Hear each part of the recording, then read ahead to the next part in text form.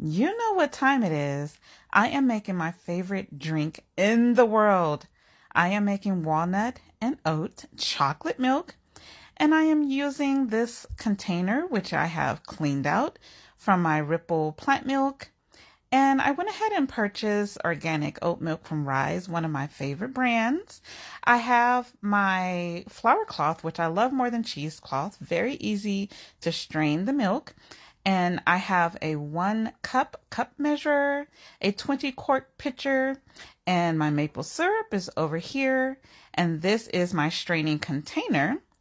And last but not least, I have my carton of unsweetened cocoa mixed with roasted grain. So I'm removing the covering from the bottle and I am wetting my flour cloth. It's much easier to strain your milk when the cloth is damp, and I'm placing it into my container and setting it aside. So now I'm going to prep my chocolate milk. I'm starting with the maple syrup, which I always start with. I don't measure too much, but I can gauge the amount of sweetness I want based on the size of the container. Now I am going to add 1 cup of my cocoa and roasted grain mixture to the pitcher. And I'm going to go ahead and set this aside as well. Yummy, I can't wait. Oh my gosh, so good. So our walnuts soaked overnight. It's so important to soak all of your nuts. Now, for me, I am sensitive immunity and walnuts are the only nuts I can eat. So I'm going to go ahead and liquefy half of them. And of course, I'm going to eat one. I'm adding distilled water, and I usually like to add it right to the top of the level of nuts that I have.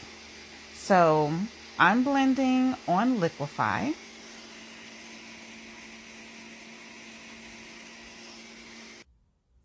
The texture was a little bit on the smoothie side, so I added just a little bit more water, and I went ahead and blend again.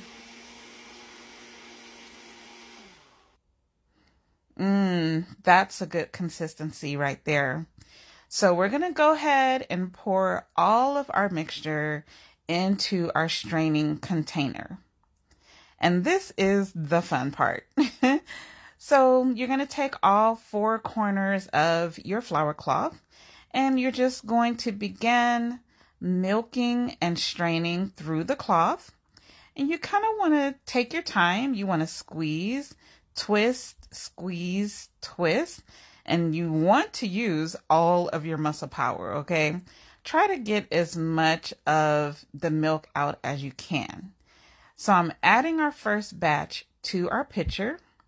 And here is our walnut pulp. So you can see the consistency is dry enough to where it falls away from the cloth on its own. If it's too wet, it's going to stick to the cloth. And that just lets you know that you probably could have gotten more milk out of this pulp.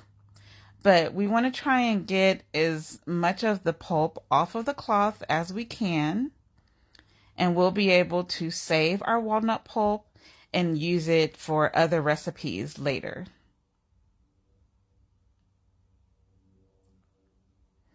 So from here, we're just going to shake out the rest of what we can, and then we're going to wash our flour cloth and start the whole process over again. There's my walnut pulp. I'm pressing it down and I'm setting it aside. Here's our second batch.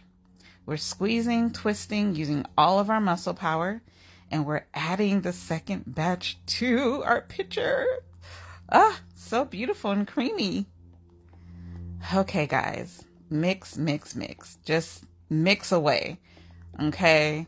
You're gonna mix until your cocoa starts to dissolve and blend.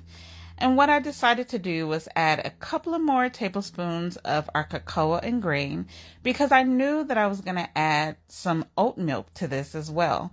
I added the oat milk all the way up to our 20 quart line.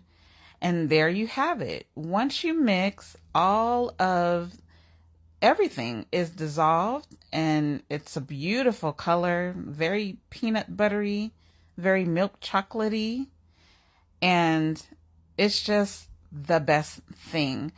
So that you know, walnuts are good for the brain. And in my cocoa mixture, I also have the roasted barley, malted barley, rye, and chicory. And of course, the cocoa. So when you add all of these things together, you actually have a really good, healthy drink. The rest of the batch, I went ahead and added to our oat milk carton, which there was a little bit of oat milk at the bottom, but there you have it. These are my drinks. These are very, very beneficial liquids, and it's best to make your own nut milk at home. It really is. It tastes the best. So with our pulp, I went ahead and put it in a Ziploc, and I'm going to put it in the freezer and save for later.